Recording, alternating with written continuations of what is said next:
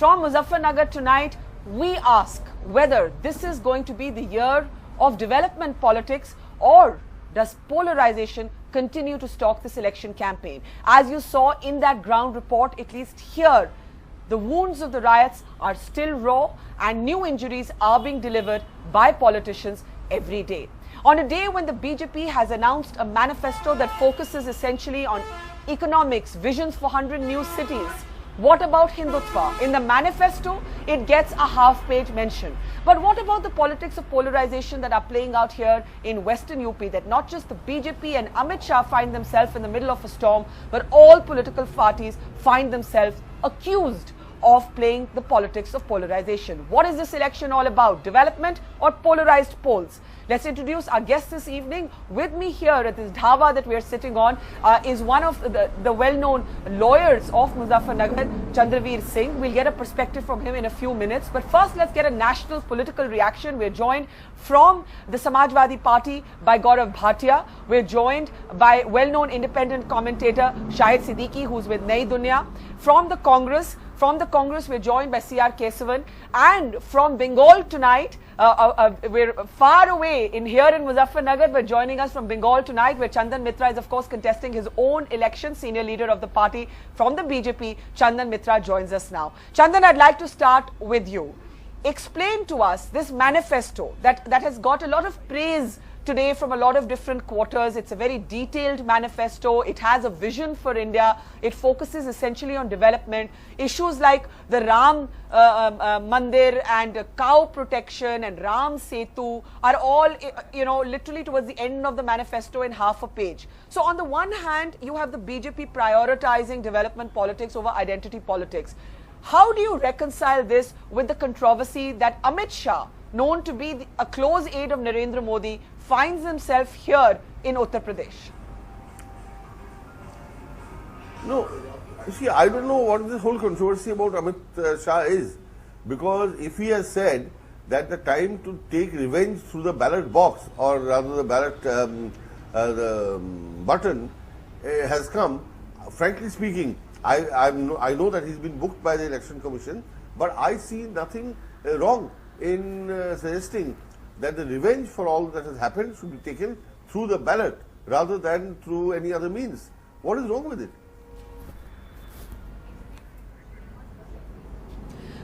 But Chandan, you say there's nothing wrong, but he could have used the word badlav instead of badla. The fact is, he used the word badla. You see, badlav is change. You vote for change, but badla is revenge. No, but badla, he is saying that badla through the ballot, revenge through the ballot. Is there anything wrong with that? You tell me. Barkha, seriously, I mean, so many things are said during election, and if he had said, iska badla lijiye, that could have entailed violence or incitement to mobs or whatever. But badla through the, at the polling booth, I see nothing wrong. It is a kind of thing that has been said by many people in the past. I first remember in my childhood, Kamraj, K. Kamraj, that very tall leader of the Congress, had said that we will avenge our the opposition's claims at the ballot polling booth.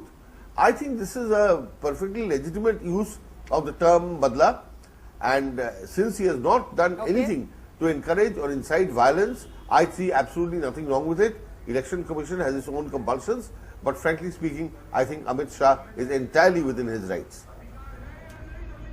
Okay, Chandan, we'll a strong defense of Amit Shah, and we'll get to the manifesto in just a moment. But Gaurav Bhatia, let's bring you in. You heard what Chandan Mitra has said. Now, Azam Khan, your most controversial leader, is today making a speech in Western UP, and he's calling Amit Shah Gunda number 1. Now, isn't the problem that Muslim leaders actually are in no position to criticize the BJP for what they see as inflammatory speeches by the BJP leaders, whether by Amit Shah or other people, because their own leaders, people like Azam Khan, are so irresponsible in the kind of language that they use themselves. They're being as inflammatory, whether it's Kader Rana of the BSP, who today has openly asked Muslims to vote in the name of religion for him, or Azam Khan, who's calling Amit Shah Gunda number 1. Gaurav. Barkha, first of all, this giving of inflammatory speeches We know that the candidates that have been fielded by the BJP in this sensitive region, which was riot affected, are all accused and charge sheets have been filed. Then we hear Mr. Amit Shah. He was only sent to Uttar Pradesh to have this communal violence and speeches which are inflammatory in nature. And he's doing his bit. Should your leader be calling him Gunda number one? But Gaurav, Amit Shah is facing an election commission notice. Shouldn't Azam Khan also face an election commission notice? Yeah. Mr. Amit Shah is a person who has been charge sheeted in a murder case, has been involved in cases of fake encounters, and also in the Godhra riots. His role has been very dubious. Now, more importantly, Mr. Mulayam Singh Yadav today was in Saharanpur, and what did Mr. Mulayam Singh Yadav say? He gave no inflammatory speech. He said the Samajwadi Party government would provide the healing touch to the riot victims. We can't take away your pain, but at least we can give relief and support to the family members of the persons who've lost their lives. Azam Khan. Okay, so we're not going to get both of you to agree on this. Chandan, I'll allow you a one-sentence rebuttal, and then I have to open it up to the Congress and Shahid, please. Chandan, the point you're hearing from Gaurav is there's nothing wrong in using a word like Gunda for Amit Shah. Well, that I'm sure the law of the land debars this kind of personal invective. Personal invective. Just 1 minute, Gaurav. I heard you patiently. Personal invective and calling somebody a Gunda number one is definitely a term of abuse, totally unparliamentary, and I'm sure action will be taken. But I'm amused that Mr. Gaurav Bhatia even dares to bring in the name of Mulayam Singh Yadav, who was dancing with Bollywood starlets while the victims of Muzaffarnagar. Mr. Chandan Mitra, why don't you speak for the BJP first? I asked you a question and you can reply. Reply to that question. I wanted to know these persons have been charge sheeted in Muzaffarnagar riots case. You don't want to talk about your own party now? Muzaffarnagar, Mr. Mulayam Singh. Yes, now you rewarded them by making them Lok Sabha candidates. Hang on. Okay, I think you both had your say. What Mr. Mulayam Singh was doing, not answer my question. You don't talk about your own party. You want to first discuss the Samajwadi Party. Don't shed crocodile tears for the victims of Muzaffarnagar. I think the people of Muzaffarnagar and Shamli when they were actually dying. Who is a well-wisher of theirs and who is shedding crocodile tears or is just giving Gaurav Bhatia, Chandan Mitra, you both had your say.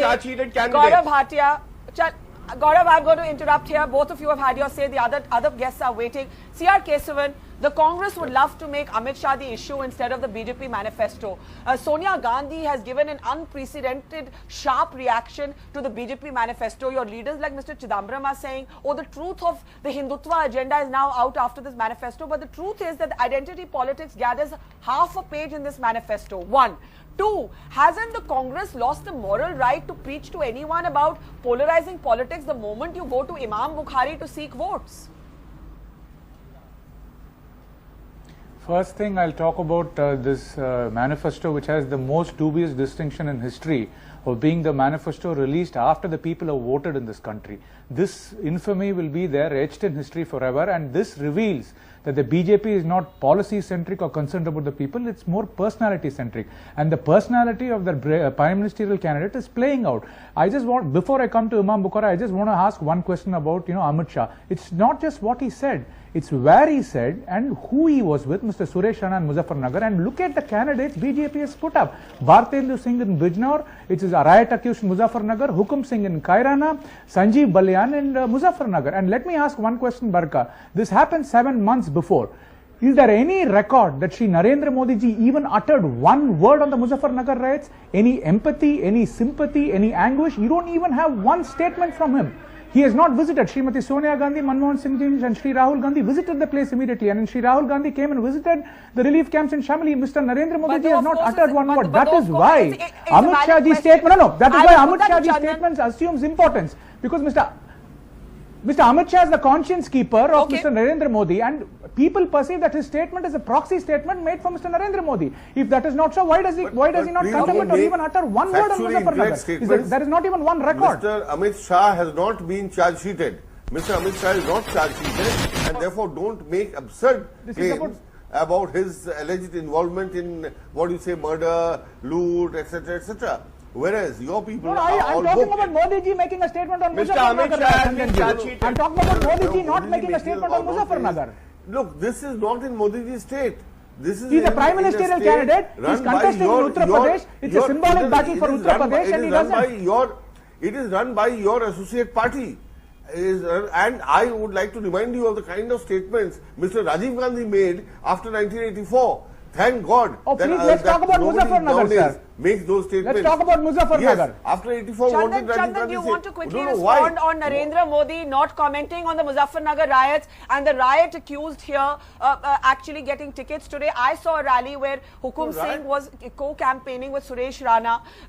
There is, so the fact is that, and by the way, the BSP sitting member of Parliament, Kader Rana, is also been charge-sheeted in the riots. This is not specific to the BJP, but in this entire region, there is something about the fact that every candidate has a riot shadow. Yes, they do. There has been Barka, I just want to say one thing. Every party. Can I? So I don't think anybody has a right to accuse the other. Okay, see, Kesavan, give me a second. I just want to get Shahid in here. Barka, Shahid, this is an area you know very well. Rajinder Sacharji on March 19th said, he was speaking at a forum for democracy and communal amity, and he mentioned these 4 candidates and said it's shameful and unfortunate. And he says it shows the psychology of these parties. This is said by a former Chief Justice. And the clear question here is, Mr. Narendra Modi ji has no moral grounding to contest in Uttar Pradesh when he doesn't even make a statement on Muzaffarnagar. Rajinder Sachar is not the last word. Is not the last word on any riot. I'm sorry. Who is he? I don't accept his authority. Modi ji Can I never bring utters a Shahid? word on Muzaffarnagar. Why should I accept his May I bring in authority?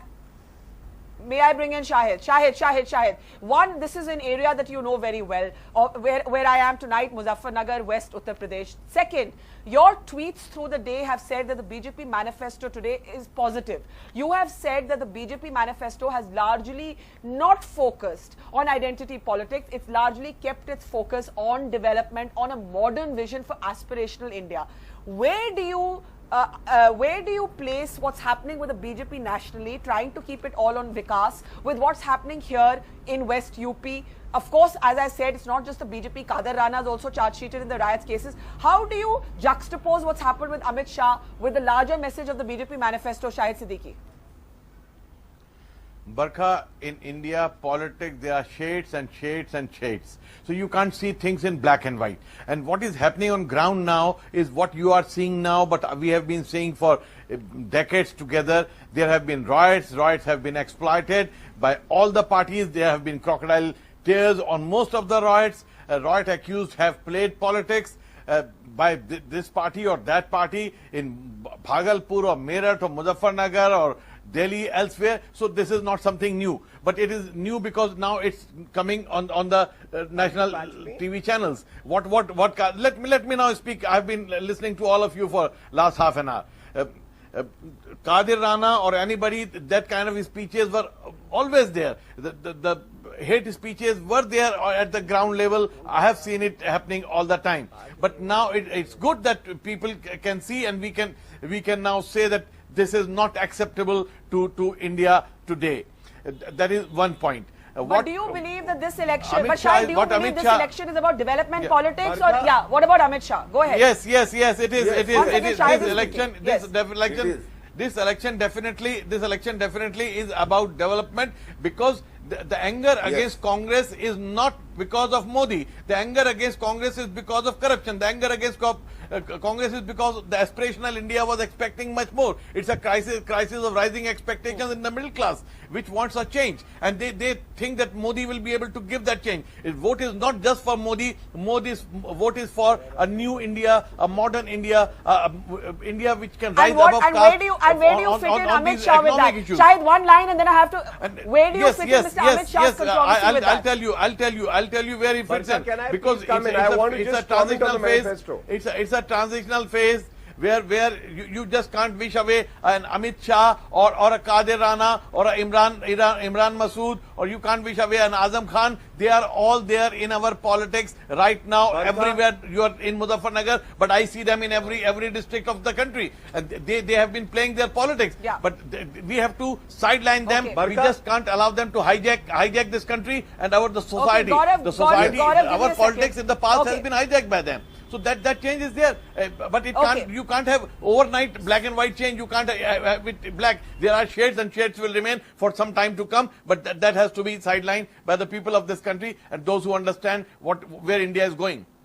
Barkha, can I just make a quick comment on the Barkha, manifesto, please? Barkha, I would like to bring in that on the day that the BJP has issued a most progressive, development-oriented manifesto which steers out away from identity politics. I think it's very unfortunate that some people who belong to the Jurassic age of Indian politics are trying to bring back this issue of identity politics, and they play this identity politics and they see everybody else through the prism of identity politics. I am afraid that the BJP repudiates this completely, and we want to focus only on development and development for all. And believe me, as Shahid said, development is the issue, and people are going to vote on the question of development and not on the kind of backward-looking identity politics that the Samajwadi Party, the Bahujan Samaj Party, and the Congress Party promotes. Barkha, it is tokenism for Hindus, what BJP manifesto contains. It's just tokenism, and as Congress has tokenism for Muslims all the time. So, and we have to help them get out of this tokenism. Gaurav Bhatia, go ahead. What is your takeaway from the manifesto? You heard what Chandan Mitra said. He said it is a progressive, development-oriented manifesto. People have done a breakdown of how much time and how much weightage identity politics have gotten. It's half a page. What are you going on about? What about the Samajwadi Party that wanted to withdraw all terror cases only against Muslims, as the BJP would say? Barkha, I think the half page that you are repeatedly mentioning is destructive and will destroy the constitution. Sometimes one line is meatier than an entire page, and this is what the BJP manifesto is all about. When they talk about Ram Mandir and to find a solution under the constitutional framework, what they forget is the constitutional institution of Supreme Court of India. The matter is pending before the Honorable Supreme Court of India, and please also keep in mind the Union of India would have to take a stand in the Supreme Court of India. Now they have already taken a stand in their manifesto. How would they do justice to a particular community which is also a party before the Supreme Court of India? You cannot so mislead public half opinion, a page Gaurav. doesn't matter. Even one line can destroy the entire fabric of the constitution. That is what the BJP has done today. No, I have to respond to this, Barkha.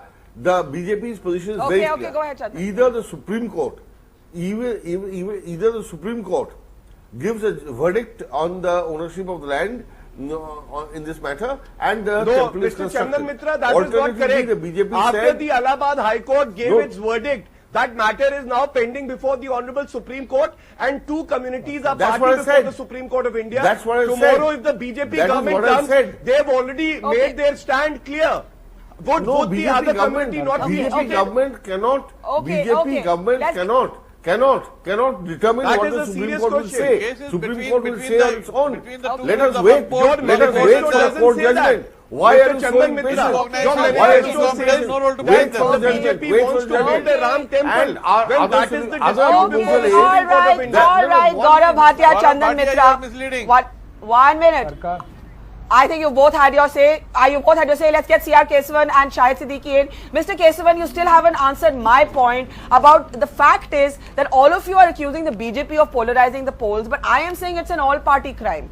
Every single party without exception is guilty of mixing religion with politics. So today you are questioning Amit Shah, but you have not answered what was Sonia Gandhi doing meeting Imam Bukhari. Most Muslim friends of mine say that Imam Bukhari is not somebody, it's patronizing to assume that an Imam is going to influence how anybody votes. Not at all. See, you see the history of Mr. Shahi Imam. He supported the BSP before, he supported the SP before. Even in this election, he's supporting the Congress and also the TMC in West Bengal. And there is nothing wrong on him calling and, consolidating all the forces against fundamentalist forces, which is what this fight is against. It's a very clear competing vision.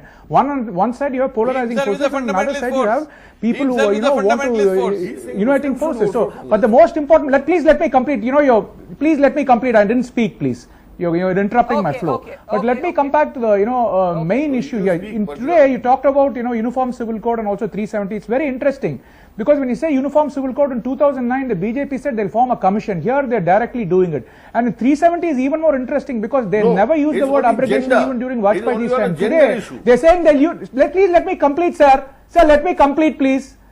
They talk about speaking to all stakeholders, but say we reiterate a commitment to abrogation. What kind of an oxymoron is this? So, and Mr. Narendra Modi's statement today, it's a major Freudian slip. It's a concession of, the insecurity and the unreliability he faces. He said, I don't have any ill will. Will any prime ministerial candidate releasing a manifesto, if it is so much for development, say that I don't have any ill will and I'll do it without ill will? It's clear that the people feel that he cannot be trusted with. Shahid Siddiqui, you get the last word. What is this ill will business? Yeah, the Prime Minister is saying, the candidate is saying he has no ill will. It should be welcomed. You should be welcoming him with open arms. That's Mr. Modi. You have shown your greatness by saying you have no ill will. But with the Congress had nursed ill will for many years. Chandan, let me come in. Chandan, let me come in. Yes, Shahid. Last word. I think Mr. Narendra Modi and this manifesto has disappointed most of these people who are trying to depend on the minority vote, and by creating fear among the minorities, they wanted the vote to come to them lock, stock and barrel. So they seems to be disappointed. ये दुकान बंद हो गई है जो खौफ के और fear के ऊपर चलती थी. If Narendra Modi says I have no ill will, we welcome that. We want him to distance himself from Amit Shah. We want him to come out and say that look, I am going to be a Prime Minister of India, not of the Hindus. You are saying Mr. Modi would distance himself from Amit Shah? Mr. Modi will never be Prime Minister of Hindus. Okay. He will be the Prime Minister of the whole of India. And he has proved it as a Chief Amit Shah Minister. manages the campaign in UP. Amit Shah manages the campaign in UP. That part I don't agree with. Mr. Shahid Siddiqui. Congress has Digvijay Singh. Is Rahul Gandhi going to distance himself from Digvijay Singh? Chandan Mitra, Shahid Siddiqui, C.R. Kesavan, Gaurav Bhatia, we'll have to leave it there. I think this is an example you get of how volatile this campaign actually is. This debate will continue. Thank you so much for joining us. Let's get a sense now from our guests here. Very little time. आप लोगों से पूछना चाहूंगी, वहां पर बातचीत हो रही है बीजेपी की मैनिफेस्टो की, जहां पर ज्यादातर फोकस डेवलपमेंट के मुद्दों पर है, जहां आइडेंटिटी पॉलिटिक्स है वो आधा पेज है. यहां पर ऐसे लगता है फिरोज जी कि सारी ही पार्टीज धर्म और राजनीति को मिला रही हैं. आप क्या कहेंगे, यहाँ के मुद्दे क्या हैं? जी हाँ, ये सही है कि यहाँ के जो स्थानीय मुद्दे हैं उन्हें तो इन राजनेताओं ने बिल्कुल पीछे छोड़ दिया है. कोई बात ही नहीं कर रहा. कोई स्थानीय मुद्दों की कोई बात नहीं कर रहा कि यहाँ पे लोगों की क्या दिक्कतें हैं, क्या परेशानी है. कोई सड़क पानी जगह जगह. आपको लगता है कि सड़क पानी की बात नहीं हो रही, लेकिन यहाँ पे कोई जैसे बीजेपी ने कहा कि ये स्वाभिमान की चुनाव है, ये सड़क की चुनाव नहीं है, लेकिन कादिर राना जो कि वो खुलेआम मुसलमानों से कह रहे हैं आप धर्म के नाम पे हमें वोट दीजिए, तो फर्क क्या हुआ? नहीं, कोई इसमें पीछे नहीं रहना चाह रहा. वोट हासिल करने के लिए कोई भी पीछे नहीं रहना चाह रहा कि कहीं गंदी भाषा का इस्तेमाल ज्यादा से ज्यादा कर रहे हैं. वोट ज्यादा से ज्यादा तो सारे नेता एक जैसे. सारे नेता एक जैसे. जी, आपका क्या बयान? कहीं कोई वो कहते हैं कि सारे नेता एक जैसे. बहुत जल्द आप हमें बताइए कि आप क्या मानेंगे कि सारे नेता दंगों के साथ राजनीति खेल रहे हैं? देखिए, आज सिचुएशन ये है, ये जो मुजफ्फरनगर दंगा है, ये दंगा स्पॉन्सर्ड बाय स्टेट गवर्नमेंट है. सत्ताधारी पार्टी ने दंगा इसलिए कराया कि यहाँ 40% के लगभग मुस्लिम वोटर्स हैं. तो आप समाजवादी पार्टी को दोषी मानते हैं? मैं समाजवादी पार्टी को दोषी मानता हूं, और भाजपा का दोष ये रहा कि भारतीय जनता पार्टी ने जो दंगा पीड़ित थे उनको हेल्प की. जी. इस मुजफ्फरनगर में भारतीय जनता पार्टी के अलावा किसी ने भी दंगा पीड़ितों की कोई हेल्प नहीं. तो हम आपसे यही बयान ले पाए, लेकिन हमने आपसे आगे भी बातचीत की.